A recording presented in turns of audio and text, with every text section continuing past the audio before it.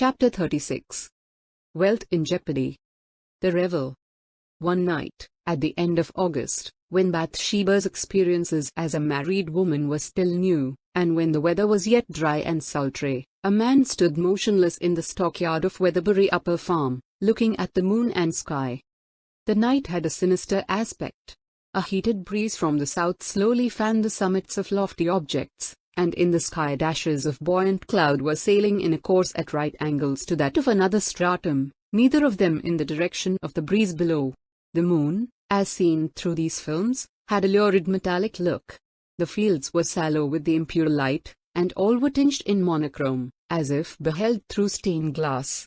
The same evening the sheep had trailed homeward head to tail, the behavior of the rooks had been confused, and the horses had moved with timidity and caution. Thunder was imminent, and, taking some secondary appearances into consideration, it was likely to be followed by one of the lengthened rains which mark the close of dry weather for the season. Before 12 hours had passed, a harvest atmosphere would be a bygone thing. Oak gazed with misgiving at 8 naked and unprotected ricks, massive and heavy with the rich produce of one half the farm for that year. He went on to the barn. This was the night which had been selected by Sergeant Troy, ruling now in the room of his wife, for giving the harvest supper and dance. As Oak approached the building, the sound of violins and a tambourine, and the regular jigging of many feet, grew more distinct. He came close to the large doors, one of which stood slightly ajar, and looked in. The central space, together with the recess at one end, was emptied of all encumbrances, and this area, covering about 2/3 of the whole, was appropriated for the gathering, the remaining end, which was piled to the ceiling with oats, being screened off with sailcloth. Tufts and garlands of green foliage decorated the walls, beams, and extemporized chandeliers, and immediately opposite to Oak a rostrum had been erected, bearing a table and chairs. Here sat 3 fiddlers, and beside them stood a frantic man with his hair on end, perspiration streaming down his cheeks, and a tambourine quivering in his hand. The dance ended, and on the black oak floor in the midst a new row of couples formed for another. "Now, ma'am, and no offense I hope, I ask what dance you would like next?" said the first violin. "Really, it makes no difference," said the clear voice of Bathsheba, who stood at the inner end of the building, observing the scene from behind a table covered with cups and viands. Troy was lolling beside her. "Then," said the fiddler, "I'll venture to name that the right and proper thing is the soldier's joy, there being a gallant soldier married into the farm. Hey, my sonnies, and gentlemen all?" "It shall be the soldier's joy," exclaimed a chorus. "Thanks for the compliment," said the sergeant gaily, taking Bathsheba by the hand and leading her to the top of the dance. "For though I have purchased my discharge from Her Most Gracious Majesty's Regiment of Cavalry, the 11th Dragoon Guards, to attend to the new duties awaiting me here, I shall continue a soldier in spirit and feeling as long as I live." So the dance began. As to the merits of the soldier's joy, there cannot be, and never were, 2 opinions.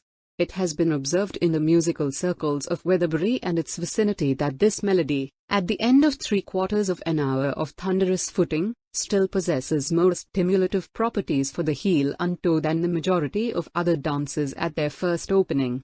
The soldier's joy has, too, an additional charm, in being so admirably adapted to the tambourine aforesaid, no mean instrument in the hands of a performer who understands the proper convulsions, spasms, St. Vitus's dances, and fearful frenzies necessary when exhibiting its tones in their highest perfection.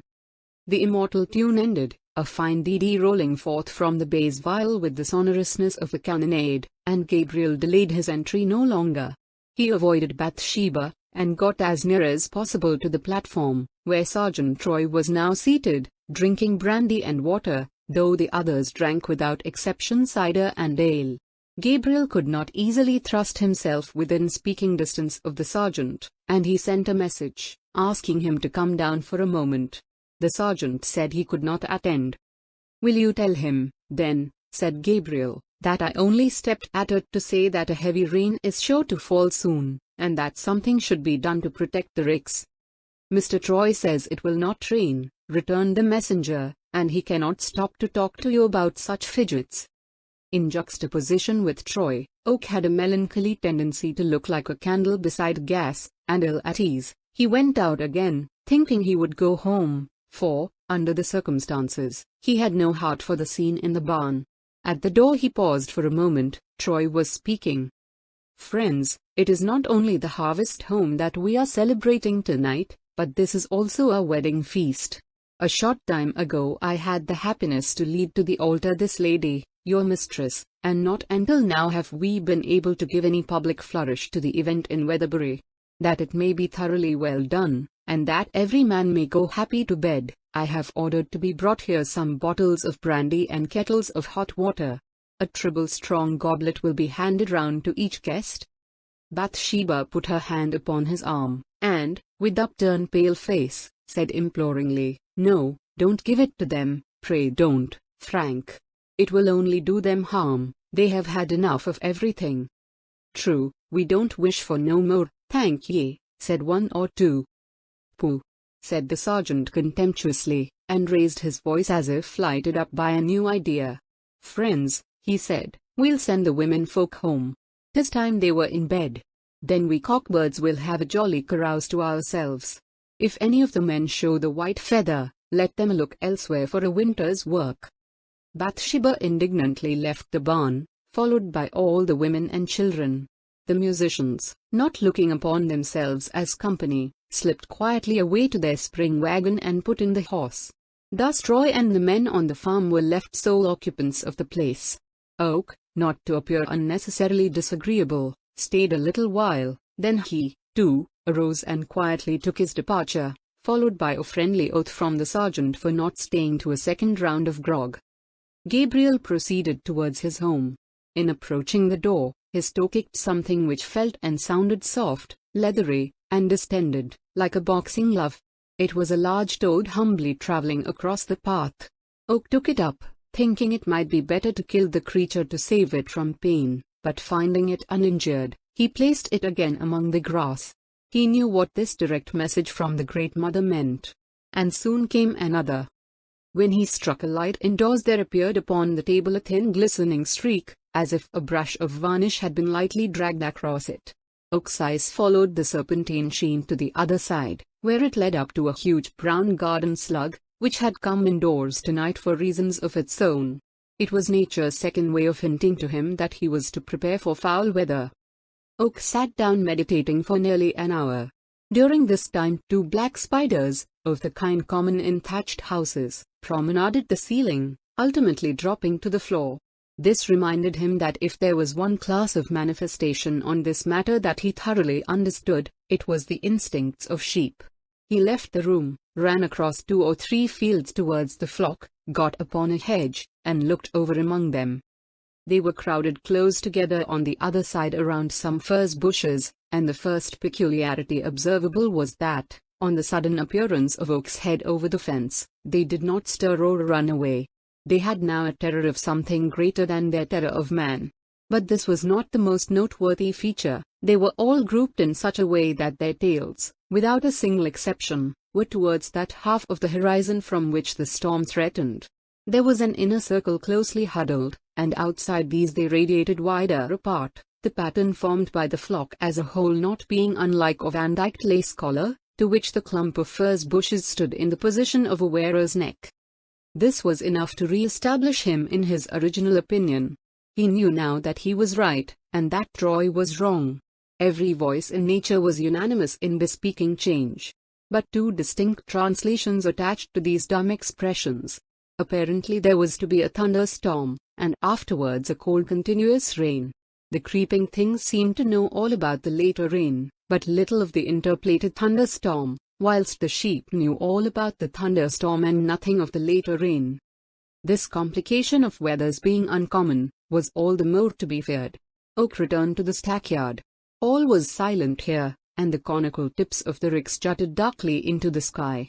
There were 5 wheat ricks in this yard, and 3 stacks of barley. The wheat when threshed would average about 30 quarters to each stack, the barley, at least 40. Their value to Bathsheba, and indeed to anybody, Oak mentally estimated by the following simple calculation. 5 times 30 equals 150 quarters equals 500 liters. 3 times 40 equals 120 quarters equals 250 liters. Total 750 liters. 750 pounds in the divinest form that money can wear, that of necessary food for man and beast. Should the risk be run of deteriorating this bulk of corn to less than half its value, because of the instability of a woman? Never, if I can prevent it, said Gabriel. Such was the argument that Oak set outwardly before him. But man, even to himself, is a palimpsest, having an ostensible writing, and another beneath the lines. It is possible that there was this golden legend under the utilitarian one: I will help to my last effort the woman I have loved so dearly. He went back to the barn to endeavor to obtain assistance for covering the ricks that very night.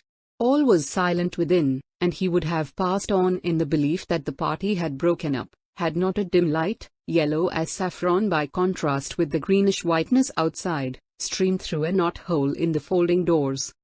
Gabriel looked in. An unusual picture met his eye.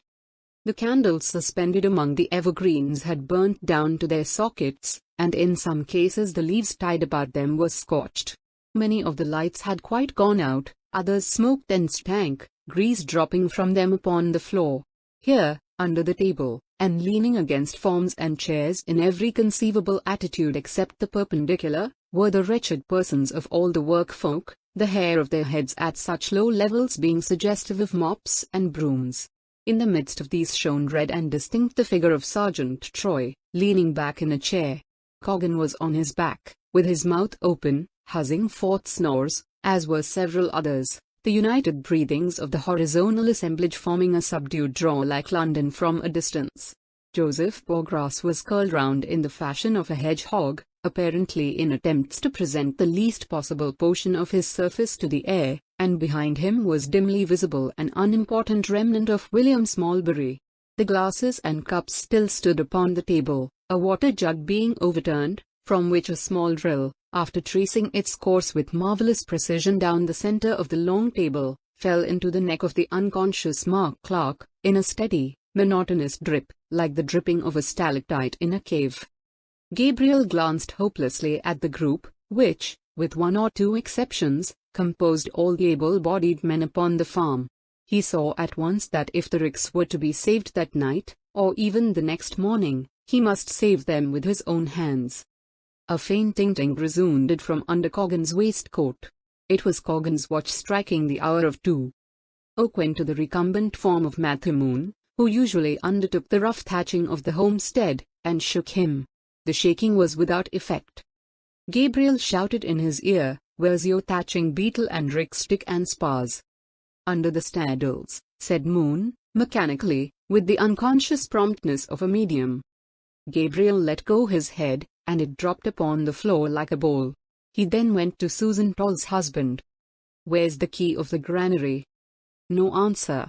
The question was repeated, with the same result.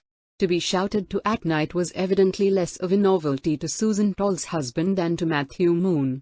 Oak flung down Toll's head into the corner again and turned away.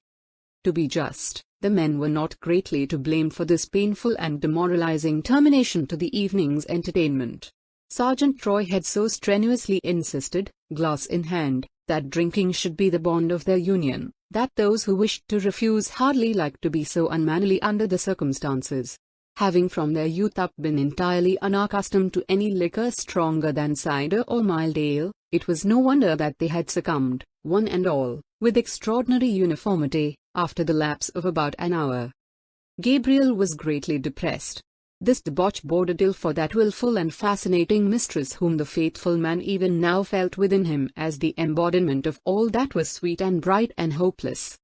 He put out the expiring lights, that the barn might not be endangered, closed the door upon the men in their deep and oblivious sleep, and went again into the lone night.